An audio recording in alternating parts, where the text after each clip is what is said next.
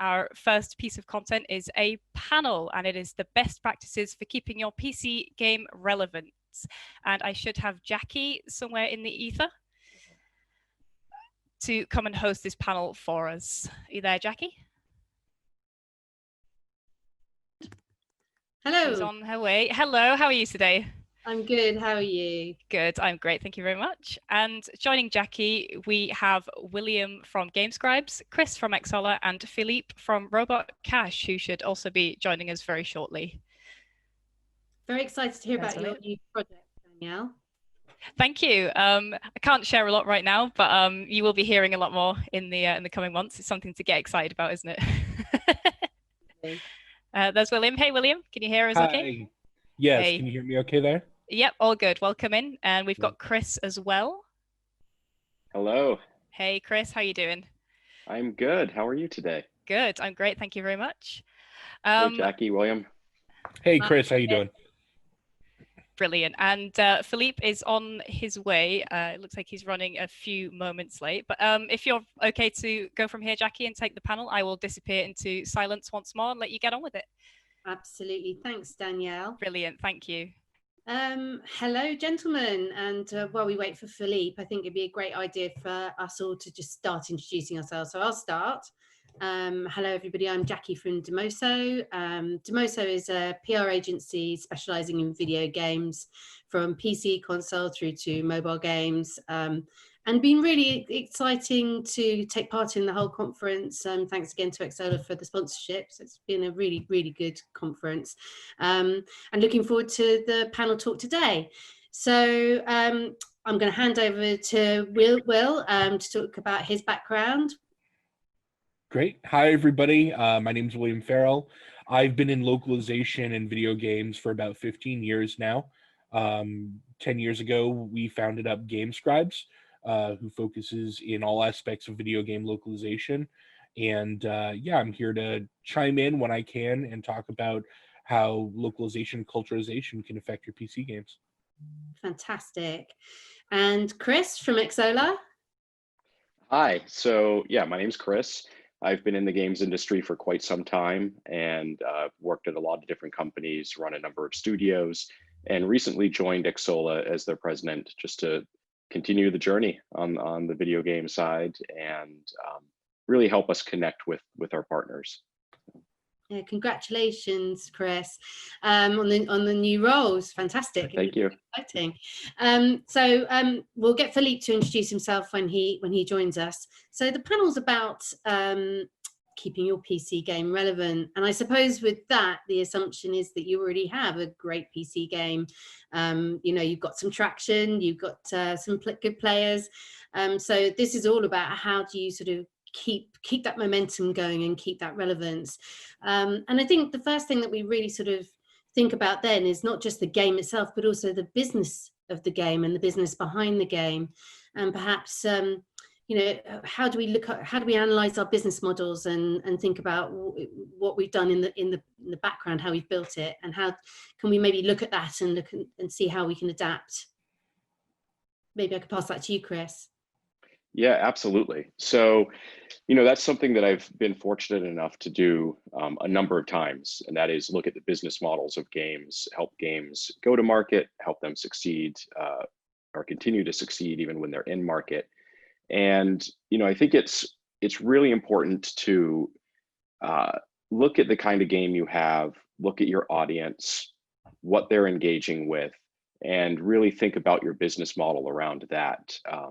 You know, before you launch the game, obviously you want to really get some good feedback, some good testing to see what's working, not working, build in your business model from the beginning, just like a core design pillar, your monetization should be a core pillar as well that your game sort of is built around and integrated with. But then once you launch and you have a successful game and you're out there and that game is growing, or, you know, maybe it's not, maybe it's starting to get stagnant. A mistake a lot of companies make is they don't think about adjusting their business model, right? They'll think about content and, okay, we've got to keep engaged with the community, give them the content that they want, you know, that sort of stuff, which is very true. You have to do that. But you also need to look at what's happening with the community, with your business, and respond to that accordingly. So an example, Might be that your game has been out for a while. Perhaps the game started off as a paid game with some microtransactions or paid DLC in it, but you're starting to see those paid sales really drop off. But you know you have a great game. So maybe it's time to flip the model to not necessarily maybe a price reduction, which is obvious, but maybe you go to a free-to-play model and lean more on your microtransactions and your DLC, because you've built up a large enough community to actually be able to support that kind of model. Or maybe you look and you say, you know, we've got a really active cohort of sort of premium players, and they are, you know, sort of capping out on what the spend is, the spend depth within the game. Maybe there's a subscription service that we can add in here that isn't going to sort of be a pay to win or put content that's not accessible to other people, but maybe it provides sort of special VIP access to things that really appeal to that premium cohort. Or, you know, you may offer another subscription for the players that maybe can only spend a couple of dollars a month. Maybe they're younger and they have an allowance, so they can't actually engage with your DLC or your, you know, your battle pass or whatever it might be. So you give them a subscription model, and you're at a large enough scale that that can start to generate revenue as well. And it's not replacing your current revenue model, but it's sort of adding a new revenue stream. So just really thinking about it that way of like, how can we add more, diversify, shift to match our audience? That's really brilliant advice. I mean, how would you sort of advise doing, how would you advise to do that, to go about the process of choosing which things to go with and how long to give it in terms of the modeling? Yeah, there's no magic, you know, sort of methodology or sort of standard there. It really is looking at what's happening with your player base. You know, I'm always a big advocate of having conversations with your players. Obviously you want to track the data, and data can show you a lot, right? It can show you where people are, you know, dropping off, if your engagement times are shortening, if your spends are dropping, all of that. But also talk with your audience and see what it is that they find valuable or that may be missing, right? Or things that they may want. You know, the aforementioned subscription idea with kids who are younger people, maybe kids, teenagers who have an allowance. That idea actually came, there was a large AAA game company with a card game, a digital card game. And, you know, their model is purchasing packs. And I was talking with them, with somebody there, and they said, you know, we're really trying to figure out, we know we can get people buying packs of cards, but we do have some people that they can only spend $5 a month. And that's not really enough to remain competitive in the model of buying packs of cards. When they launched the game, that was no consideration because that cohort of players really was too small to make any kind of difference, right? But now the game is at such a scale that $5 a month allowance person, right, persona, is actually quite large. And they're trying to figure out, how do we create a new sort of monetization feature for them that they feel good about, that doesn't disrupt our existing player base and our existing revenue model. So, you know, that's the kind of thing where after a few years in market, it was like, okay, we've identified this opportunity. We've talked with players, we've heard what their pain points are, and now we're thinking of how we can put a new monetization model in our business model that addresses them and helps them.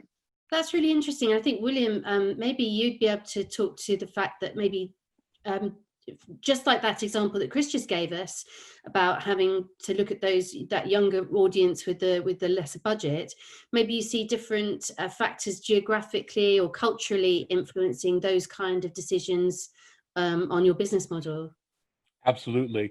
Yeah, we all have to remember that in different territories, well, one thing is, you know, look at the territories that you want to target, and obviously look at your cost of localization and really help define whether your game is going to target well in those territories. And a good localization company can usually help you with those decisions. But also, when you are looking at the different territories, you also want to consider what type of spends, how do they differ from a US market? What type of revenue do they have? The free-to-play, I think Chris will agree with me that probably 10, 15 years ago, the free-to-play model was not something that worked well in in the US market. It was really seen a lot big over in Asia, and that's really changed, and a lot more territories now are opening up to the free-to-play model and seeing it and leaving the whole subscription-based model for PC gaming, especially when it comes to MMOs. So doing the research, it might differ. Your strategy for each territory might differ a lot, and you really need to dig in and do your research to see what's going to benefit you for each territory. That's great. I think we might have just seen Phillippe joining us from Robot Cash. Are you there, Phillippe? No. I think I see him on the screen, but I don't hear him. So maybe there's a few technical issues there. So just looking at, again, sort of how we've looked at different cohorts and different things influencing the business model and how geographies can do so. What about content? What about, you know, the kind of things that you can do with your content to try and keep yourselves, your game relevant in this very broad PC landscape? Yeah, I mean, content is such a great lever for remaining engaged and relevant with the community. And, you know, I'll come back to the earlier point, talk with your community. You know, they are actually going to be the closest to what kind of content will be meaningful. You know, I think this is going way back, but, you know, Team Fortress way back in the day with Valve, when they opened up sort of their store, their marketplace within the game and started to allow user-generated content. I believe initially it was something like 90% of the content was created by Valve and 10% was created by the community.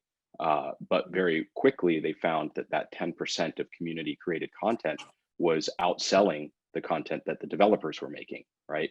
And the reason for that was that the community was just a step ahead of the developers on what the trends were, what was going to be appealing. And even though the developers were creating very high quality, Phillippe, very high quality assets, the community was creating assets that was much more meaningful and on point. So have that conversation with the community, stay engaged with them, and you know, kind of listen to what they have to say and include them in those content decisions. Obviously, you know your game the best, and you want to, you know, holistically help guide those things. You don't want to hand the keys all the way over, but to ignore your community and what they are looking for is where companies stumble and start to lose that engagement.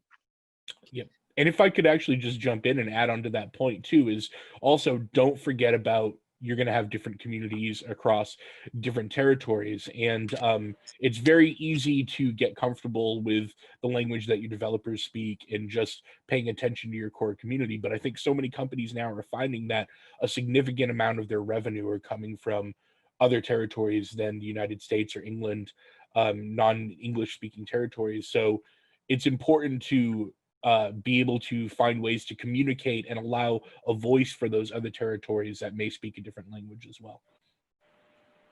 I mean, from a community aspect, you know, what sort of, is there a big difference in the kind of content that appeals to different geographies, or is there some merit in thinking about new ways of engaging through content as well? I mean, obviously, yes, there definitely is, especially between Eastern and Western cultures. There can be a very big difference in gameplay styles that appeal in different types of content. Things like games adding vanity items or different skins to items. Certain things are going to appeal differently between different territories and markets. But I think, sticking with the communication theme, I think the biggest thing that appeals to a player more than anything is feeling like they're being heard from the developer, and feeling like they're a part of that those live ops continuing, where the games, you know, in PC gaming, games don't stop being developed nowadays. They just continue on and on. I think that part of the player interaction is knowing that they're now become a part of this whole system. And I hear it time and time again where players from other countries, it's obvious when it's not being developed by someone in their country, because they feel like they're an outsider looking in rather than being able to join it. Whereas just bringing in an extra community manager that maybe speaks 3 or 4 languages, or bringing out outside support, can suddenly tie everything back together and make them feel involved. And actually, just to tie on to that, Will, I think you mentioned live ops, and you know, I know sort of, it may sound like we're talking about free-to-play sort of games and how to keep those communities going, but it's also paid games can take advantage of this. You know, one of my favorite games, Sunless Skies by Failbetter Games, you know, that's a paid premium game, but they're always releasing additional content and talking with the community and remaining engaged. So this is, you know, these are tips that can apply even if you're a premium paid game, not just a big free-to-play, you know, sort of battle royale type thing. Well, this is interesting because I was listening to another panel on a mobile track, and they were talking about, you know, you can get as much data in the world, and you can do as much analysis and as many, you know, look at all the different groups that you've got in your cohorts. However, the human touch seems to be something that really comes through and really, you know, plays a part in even down to game design and monetization and everything else. Is still bringing in that sort of human idea, and it still applies to the communities. With communities that you sort of go hand in hand with influencers, and how do you feel that the influencers can help with the keeping of keeping the game relevant? Yeah, I mean, influencers, wow, what's such a big topic. And, you know, obviously influencers can really help a game succeed. I mean, a great example is Escape from Tarkov, right? That was a game that had been in market for a while, was kind of just coasting along there, you know, wasn't really known by anybody. And then via influencers, it just blew up, right? It got very, very active.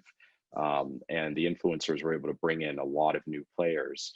You know, and I think that that's sort of the example of that we're all familiar with, of just, oh, you get some influencers, they start playing and streaming the game on Twitch, and people start watching and they join in. Well, I think we're starting to see that whole idea of influencers and working with them start to evolve and mature as a business model of its own.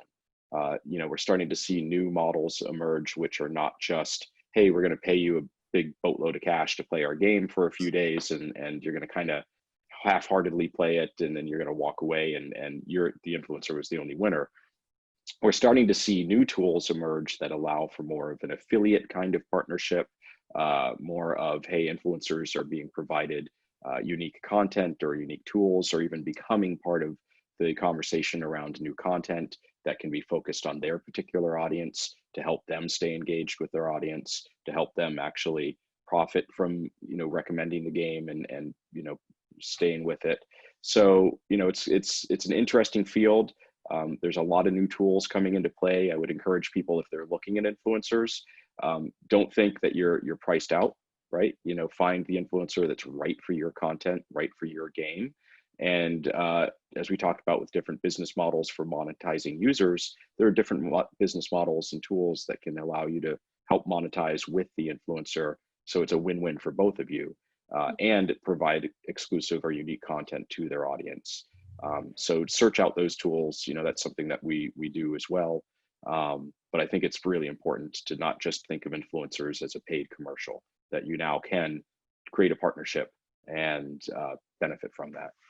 I think Phillippe, yes, you had some thoughts. You'd have some thoughts on the way the blockchain could potentially work with. Yeah, so, you know, again, apologies for my delay. Apparently my technology was not up to stuff, but I'm here on my mobile phone. So yeah, my big things, you know, harkening back to the original question, which is how do you keep PC games relevant, right? Which is kind of the overall topic. So sorry if I go over some stuff you guys discussed, but the two big things for me that, you know, why don't I just go to console and mobile? Well, I think you guys talked about it. Those are different demographics to a certain degree. They overlap, different games, etc. But it's always been what I've loved about PC, why I'm deep in the PC side of things, is it's talent and disruption. The talent part is, look, you're an indie group, you're a startup, you're a small studio. The easiest way to get your cool game and be heard, because there's a difference between, obviously, getting a mobile game out can be fairly easy, right? That's small gameplay, etc. But you're going to be drowned out by the thousands and thousands of games coming out every day. Is that PC platform, right? This is like, still today, when you think of indie, you don't think as often about indie, although it does happen on the mobile. You think of PC. So I think there's a talent piece. And then I'm segueing to where you're taking me, which is disruption. Where else can you do some fun stuff with completely novel ways to build games? The blockchain, right? Now, there's a lot going out there in terms of blockchain-based games. Some are using, you know, there's a Star Trek game out there where you basically can buy an enterprise. And I think somebody spent $70,000 to have the special enterprise autographed by someone because it's an NFT, right? Non-fungible token, as they call it. So there's a lot of that happening. But the blockchain has so many more uses than just creating sort of a situation where I own a specific asset because I bought it. All of that's cool. It's a way to encrypt your game. It's a way to do a whole bunch of things. For example, what you can also do with a blockchain is what we're doing at Robot Cash is we're demystifying the whole concept of mining, right? So basically, you're in a situation where now we're seeing people in the store. Where else can you go buy a game, own a game, and mine for blockchain? And better yet, if this game that I bought, this PC game, which traditionally was something that's easily copyable, now is its own unique little snowflake in the world. What does that mean? That means that if I'm playing this game and I basically put in 2,000 hours worth of work on it, and I'm a nobody, but I'm still going to sell it for more than I bought it for, thanks to the blockchain, because everything in there is unique in time and space. My character, my +10 sword, my whatever, right? But now let's go back to your influencer situation, right? I think we talked about this offline, which is all of a sudden I've got Ninja who played my game. Does that value go higher? So he has a copy of whatever game he loves to play. Let's say it's Fortnite, he's got it, but it's his Fortnite, or it's his Call of Duty, or it's his whatever, right? And so in addition to the fact that he's going to give me a character that's going to certainly be more leveled up than mine, he's also going to have that cachet that he played it. So the blockchain has this whole element that doesn't exist today on console or mobile. And so I think that disruption factor is what makes PC on the cutting edge of all this. That's really fascinating. And do you think that that's at the, do you think we're at the start of that it's only the beginning, because, I had this interesting meeting where somebody, some outside investor was talking to us, and he goes, look, guys, here's my problem. I totally buy into the fact that the blockchain and games, there's something to be done there. But I feel today it's still too early days to figure out what the right application. It's kind of like VR in the early days, to do a really good VR game. And again, I'm not a VR specialist, so I'll defer to those who are. It's one thing just to take a normal game and put it into 3D space. Okay, take a game that's cool, put it on Oculus, and it's a VR game. But is it really? Have you really optimized and tapped into what VR can do? Same again with blockchain. Is it just because I made, a spaceship or a car, an NFT? Is it really making the best use of it? So we're just at the beginning, and I think there's a whole. But I'm a firm believer, by the way. And then you're seeing courts around the world doing this, where we all know science fiction, which is no longer science fiction. You're gonna own these digital assets, and they're gonna be at one place and one. This is the Matrix, the good part of the Matrix, right? So you're gonna own these digital assets, and you're gonna do some really phenomenal things in that world that you created. No longer are you dependent on somebody's server, on some third-party publisher that owns your future. You're gonna, for example, if you're playing a game that you love, whatever it is, you're a World of Warcraft fan, or you're another MMO fan. I know there's many MMO fans out there who are PC gamers. Once that company shuts down, what happens to your character? What happens to your castle? What happens to your whatever? Your loot, it's gone. What if that was no longer the case? You take it with you. That's really, yes. And do you think in terms of the blockchain and where people could go, and we're talking about keeping your game relevant, do you think it's another way that you could potentially work when competitors are coming up to bite you? Maybe if a studio's brought out, there's a question that's just come up on the stream, that if a studio brings out a game that's very similar in design and theme to yours, for example, Call of Duty's Battle Royale, excuse me, mode is similar to PUBG, what steps could you take quickly to stay relevant despite fresh competitors? Do you think you could sort of use the blockchain to potentially do that? So yeah, I mean, you bring up, that's another example, which is, look, you're looking at PUBG, you're looking at Fortnite, you're looking at Call of Duty, right? All these Battle Royale modes. Once you're playing in that arena, you're on a different level, okay? So what they're doing is they're basically going, we have quasi-unlimited resources. How do I look at what you've done and do it better? So I'm not sure that applies to everybody. That applies to the big players. But you're right, for the players who can't really compete with a PUBG, they don't have the, Epic or Tencent or Activision Blizzard behind them, right? Because they're playing it in a different ballpark. For the other ones, for the rest of us, then I think you find a niche and stick to it. Do something really cool and add a value add. It could be something simple initially. But if you have already, it's much easier if you have an established game and you want to make sure somebody doesn't steal your idea and you disappear, right? Because if step one is you have the eyeballs already because you had a cool game, you were the first to market, whatever, then you're in an ideal position. Okay, what are you going to do now to stay relevant? So the person who just learned from you, because they're saying, oh, you're doing a good job, Phillippe, I'm going to copy what you did. So that's when you come up with interesting things, and you got to innovate. You're right. It's part of live ops. Live ops is not just, okay, I'm checking my analytics and I'm making sure that my KPIs are good and I'm, doing A/B testing, selling more pink trucks. It's what I'm doing is I'm basically going, okay, how do I innovate? And other people are not going to quite see it till it's too late. And then after that, I need to innovate again. So it is a challenge, but it's a fun challenge. Yeah. And Will, how do you see people innovating in maybe you thinking about different geos, thinking about different cultures with that? Have you seen that happen? Well, yeah, just to add on to Philippe's point, which is a really good case study, is probably what happened with the whole survival game genre. That was the whole survival game genre was spawned basically by an Arma 3 mod by DayZ called DayZ, and everybody else beat the standalone game to market. DayZ now is on market, but is certainly not the number one survival game out there right now, and that's a big thing. Is other companies came in with a lot of money and sort of beat it, and DayZ in some senses kind of failed to stay relevant in that end.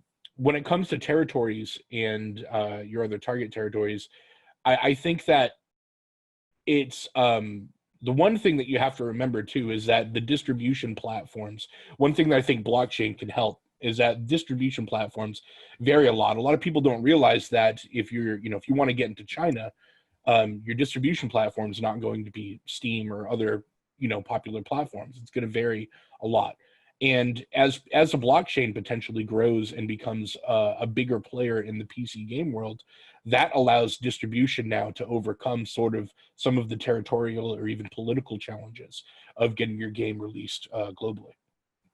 Yeah, and I think just to tie on to that concept of distribution, so we're talking about how to keep your game relevant. So you've had a game that's out there, you've had some success, you're selling well on Steam, maybe you're on some other digital stores. There comes a time where you may be at enough of a size and scale that it makes sense to start selling directly to the players yourself, right? And spin up your own store so that you can actually start to, you don't pull off of the other stores, but starting to sell direct to the customer yourself allows you not only to get a better margin, but you get to own that relationship with your players even deeper, right? Which then gets into that sort of cycle of getting to know your players, understanding them, responding to them. That whole theme even applies to on the Battle Royale side, with all these Battle Royale games, Call of Duty, Apex, Fortnite, it may seem like they're all doing the same thing, but they actually all sort of address something a little bit different to different types of players, right? And that's the reason there are several big players in that genre, is because they're able to appeal to slightly different desires from slightly different player bases, right? So they may seem the same on the surface, but they are actually all a little bit nuanced and different. So that whole concept, I think, is very important and relevant. And then if you get to the point of selling directly to the players yourself, you get more data, get more insights, which allow you to then have an advantage over your competitors in regards to staying relevant. Yeah, and I guess that helps you, again, fuel that sort of one-to-one feeling of the human touch, and helps you with your bonuses and, giving away the right kind of things as well that your community would actually want and would feel would be a good bonus to get. On that subject, have you seen that kind of real connection helping, or new bonuses or new types of tactics help that connection and help the games come back to being more relevant? Have you seen people use those sort of tactics well? Yeah, I mean, certainly, Anyway. I mean, we have seen, I mean, you're starting to see that there was, it was a little bit of a controversy recently as well, but that whole concept of allowing influencers to do drops, right, into their channels with, new content for players. And, whether it's game keys or assets, right, skins that are unique, but creating new sort of bonus content or items that the influencers can drop out to their players or developers can. I think this also ties into some of the benefits potentially of blockchain when it comes to provenance, that Phillippe was talking about. If there's 10 skins that have been used by a big influencer, and now that influencer, maybe part of the marketing campaign is they play with those skins for a month, right? And people see that happen. They build up maybe some progression around those skins or those characters, and then they drop those out to the community, in months 2, 3, right? Now you've created a good 3-month sort of marketing campaign around new content and influencer, owning an asset, and that would drive high engagement with your audience.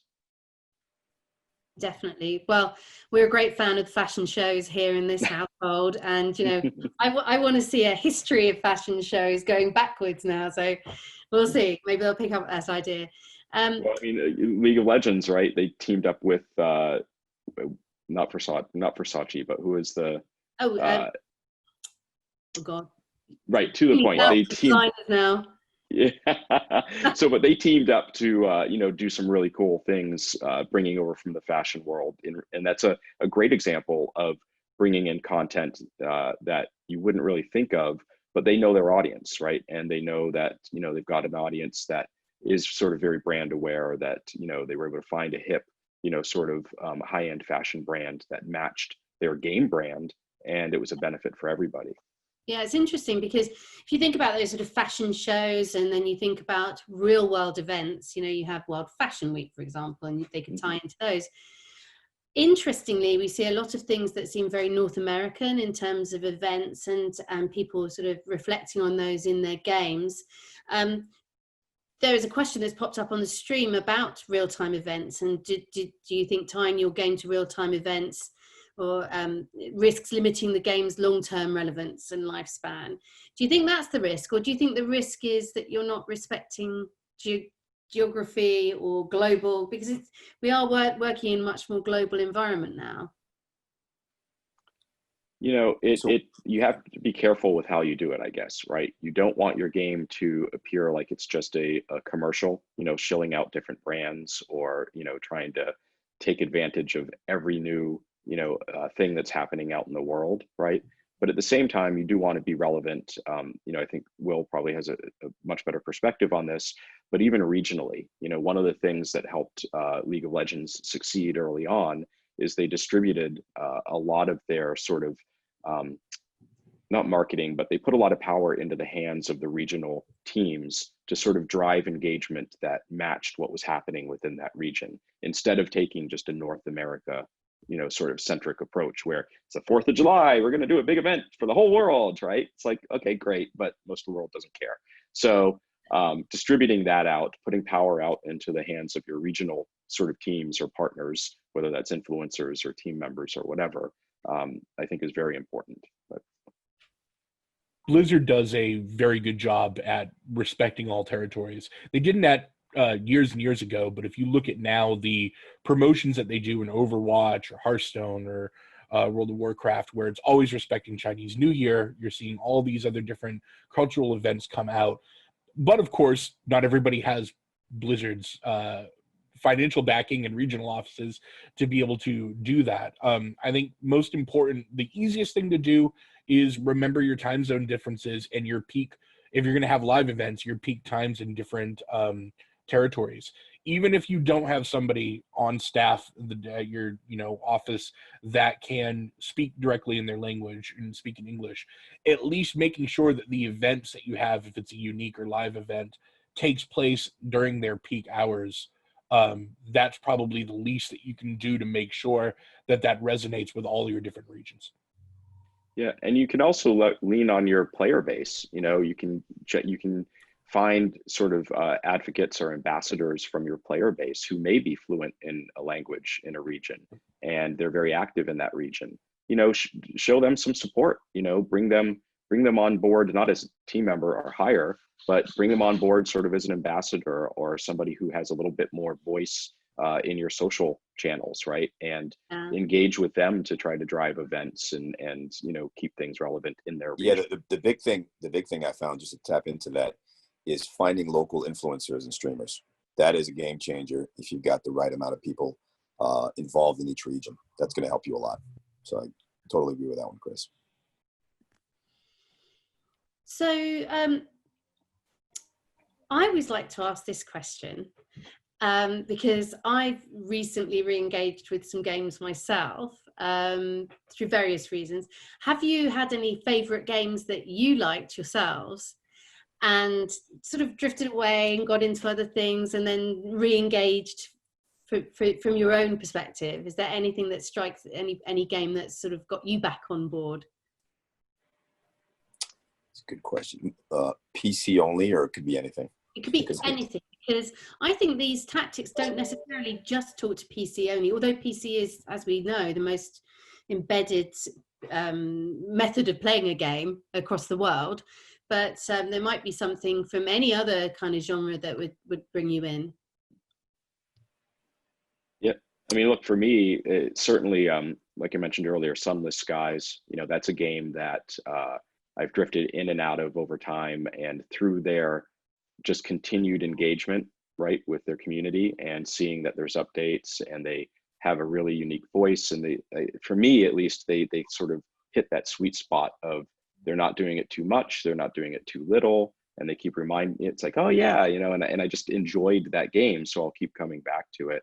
And then there's the other end of the spectrum, the big sort of unlimited resource, Apex Legends, that sort of through their great use of dropping new content, tying characters into a narrative, a story that is starting to evolve, right?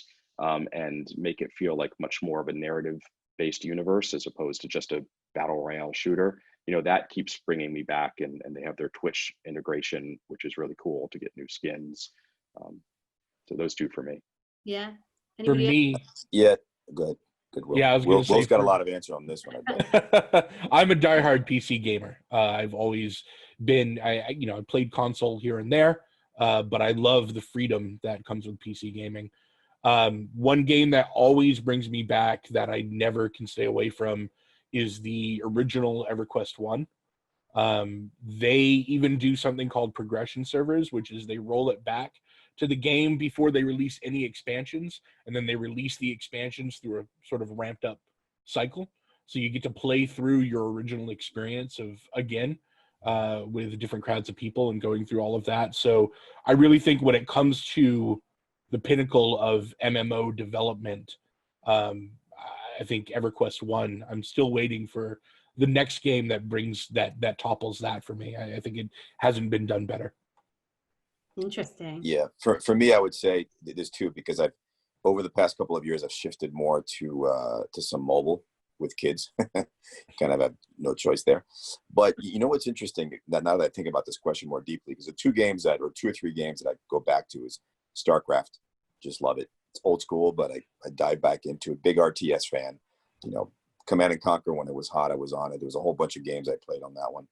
On mobile, strangely enough, the only game that I because I don't play as much mobile, less of a casual gamer, but for some reason, and I'm not even a big PvP guy, Clash Royale just got me hooked. I don't know why. Clash of Clans, not hooked. Clash Royale, hooked. And every once in a while, I sneak a peek and I go back and like 2 years ago, I maxed it out or whatever it was. That didn't max it out, but got to level, I don't know, it was 30, and now it's just way more content. So now I'm intrigued. But the reason why I really like your question is not just because it makes me think about, I wish I had time to go play those. And I love RPGs, but RPGs take my life away. I mean, that's my truth, If I could dive in another 100 hours into Skyrim or Fallout or whatever, I'm a happy camper. It's like I try to explain to somebody who's not a gamer. Imagine watching a really good movie, right? That's what, 3 hours on a good day? Yeah. Imagine that for 300 hours. It's like, whoa. So, but if there was a way. That's small. Yeah, okay, I'm not the hardcore. I'll call myself light midcore. How's that, Will? Right. You get the prize. But you know what? If a lot of those games that I really, really embrace, like StarCraft, is easy to go back to because it's about RTS. It's stories there, but I don't need story to have fun. But for me, in an RPG, I do need narrative, and I need some new features that around that narrative. But like, I'm not a big MMO guy. I know Will, I know him. He's a big MMO guy. But the way you get me to be an MMO guy is you gently take me from my single player experience where maybe I go to co-op or whatever it is, and you keep giving me content. Like, the one disappointment I do have is there's always a couple great DLCs on Fallout. You know, I play them, I download them, but they're always really big packs. You do them, and then at some point you're done, right? Fallout, for the most part, the non-multiplayer versions of Fallout, you're done. So, and I know that the last version didn't quite do so well for all the reasons we know. But if there was a really, and Will, maybe you have the answer to this. How do you keep me coming back for more on Mass Effect? How do you keep me coming back for more on Skyrim without, you know, knowing I have whatever time I have? But what's like, if I'm able to come back, and I know it's a different genre, but I'm throwing out sort of a curve question at you, a curveball. Just like StarCraft, I have no problem going back. I know I'm going to dive in, have my, you know, hour even, because I'll play a couple maps and get out. So how do I do that for RPGs? One of the biggest ways, well, multiplayer. I mean, adding in multiplayer is right. going to add in. That's a lot of what you're talking about, like the old Fallout games, and what I think Fallout 76 is a good case study, because sort of the community since Fallout 3 had been asking for a multiplayer, and people had tried to mod it and allow multiplayer and things like that. And what happened is Fallout 76 came out, and people were saying, we just want Fallout 4 multiplayer. 76 came out with they tried to change a lot of different things, get very creative, and try a lot of different things. And the community kind of came back and said, why didn't you listen to us? We just wanted what you normally do with multiplayer. Just multiplayer, right? That's a good example of they went above, they went beyond the community, didn't listen. Right. And then the other thing that you can really do is add some level of competition. Competitive gameplay will keep your game alive so much longer than anything else. If you give people a reason to compete with each other, that competition becomes its own content. Instead of having to constantly release more lore, more story, which you should do, but obviously that takes time and money, whereas player-generated content competing against each other is one way to really extend the life of a game. Yeah, I think you're absolutely, interestingly, all of your answers came back to the essence of the game and being really tied into the essence of the game. And I love the point you've just made about the competition, introducing the element of competition in, because it doesn't need big new content drops and stuff like that. And user generated is where it's all going now. So it's quite very interesting. I see Danielle's popped back on the screen, which means that we've had our panel time. We've got a little bit of time left for some Q&As if you want to rattle through them quickly. There's a few questions in the Q&A box down there for you. So I thought I'd pop in and let you know there's about 9 minutes left for you. Yeah, so there's one there for you, Danielle, wasn't there? Which is, how do you start pitching a game to influencers 3 or 4 years into its life cycle? Why would they want to play an old game? I'm not part of this panel. But yeah, if you want my advice there, I guess you have to give them something new and give them, you know, an update or something that's a little bit relevant to them. I suppose if I was doing that, you know, you can't just go like, I've got this game, it's been out for 4 years, would you like to play it? They might not be interested. It's not going to be in their interest to play an old game that's somewhere down on Twitch that nobody's watching, unless they are, you know, in that top 10, you know, where they play anything and people will come in. But yeah, you have to offer something in their interest to maybe we bring in Philippe's idea with the blockchain and bring that influencer into owning part of that game. Absolutely. So another question that came up was, in your experience, panel, do developers underestimate the amount of people power, time and expense the live ops side of the post-release life cycle will require? Any answers to that? So your question is, the answer is yes.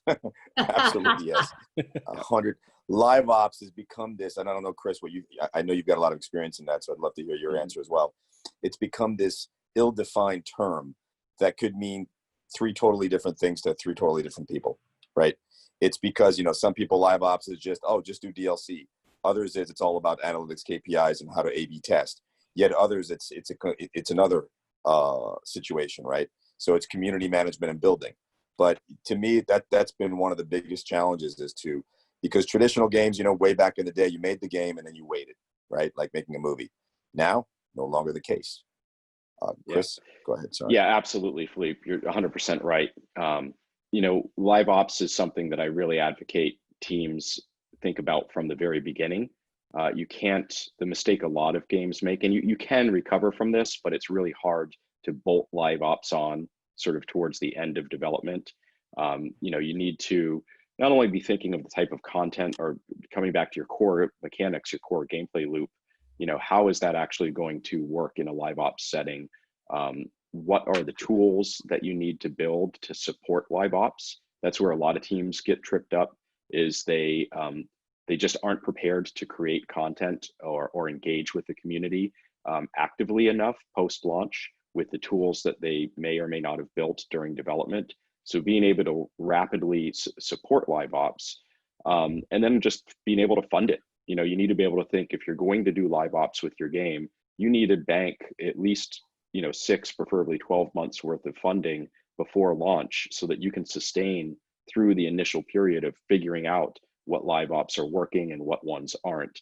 You know, the worst thing, and I've been through this, the worst thing ever is to launch a game, have really good metrics around engagement, but not have the money to be able to lean into that and drive up your monetization, right? And to fall short a few months after you've launched, when you know you have a good game, you just aren't well funded enough to be able to support and build up, you know, the features that are going to monetize.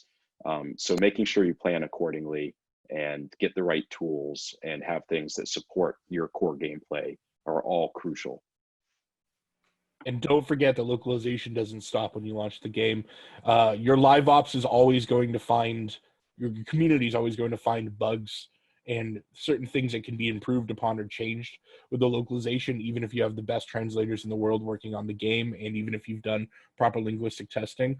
Those updates and those fixes for other territories often get neglected once you go live by a lot of developers who are meaning well. They just can't even read the comments maybe sometimes of somebody reporting something that's erroneous in a different language. And just one other tip, I think that's right. People so often forget about localizations and continuing that. Just remember also with live ops, you're building a contract of trust with your players. If you say we're going to be doing live ops, so you need to show a roadmap, right, when you launch, of like what's coming.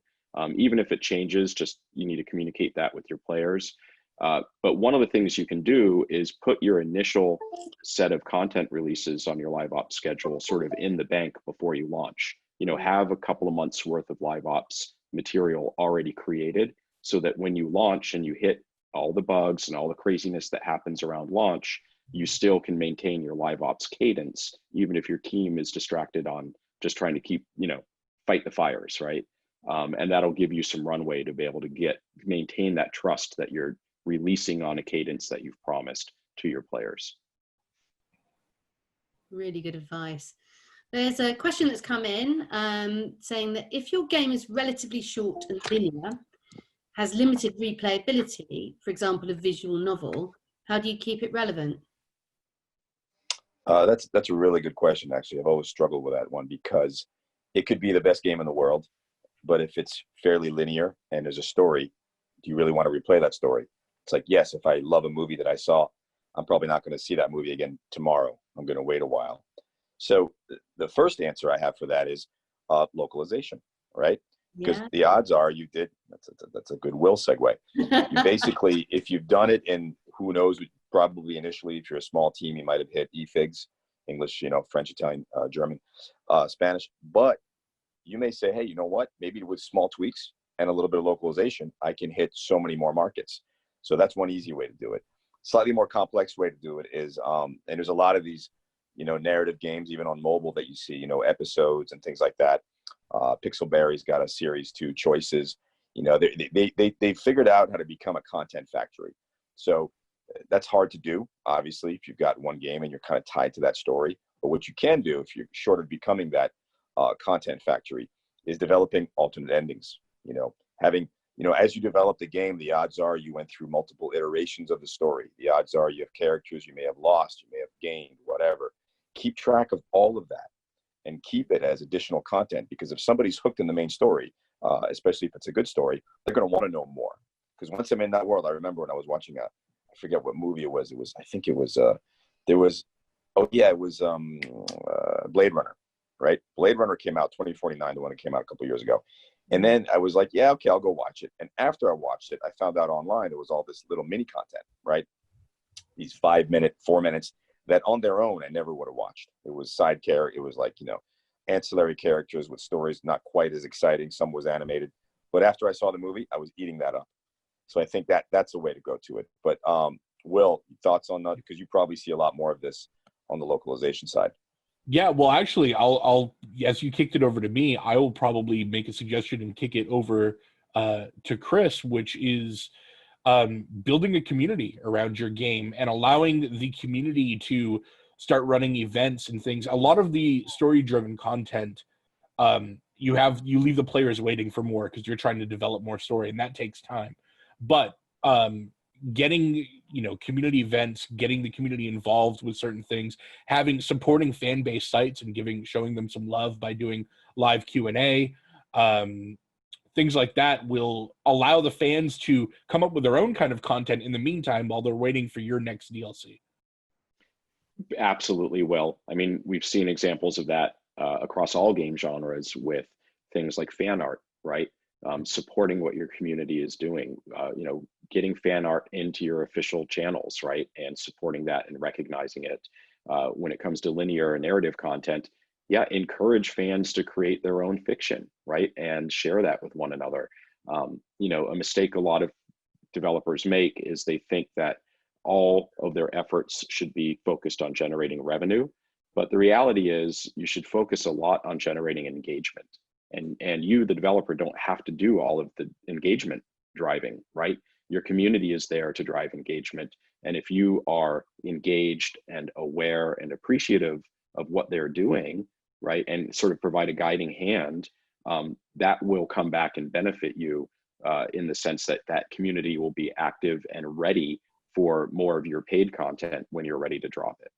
And the other piece, yeah. Sorry, carry on, Chris. No, the last piece is just tools. Traveler's Tales, we all know they ran into trouble because they didn't have a good tool set that would allow them to iterate and release content rapidly. And the audience's appetite outpaced the ability to release content. So if you're going to do narrative games or any game, make sure that you invest in the time to create tools that allow you to quickly and efficiently get content into the market. I was going to comment that I love the fact we've come back to community. We sort of rounded we started off on the community side of things. We rounded back to community and about the game itself and, and how much it means to your players and really looking to your players to keep you relevant. It's a good thing to bear in mind all the time for any game. So thank you all for being on the panel. Danielle, I'm aware that we're sort of like 2 minutes over time. I don't know whether you had anything more to add. No, that's absolutely fine. We do have to quickly wrap up though, so we can get the next panelist on. But thank you guys so much for coming in. Some great insight there. Thank you. Thank you. Pleasure being here. Great.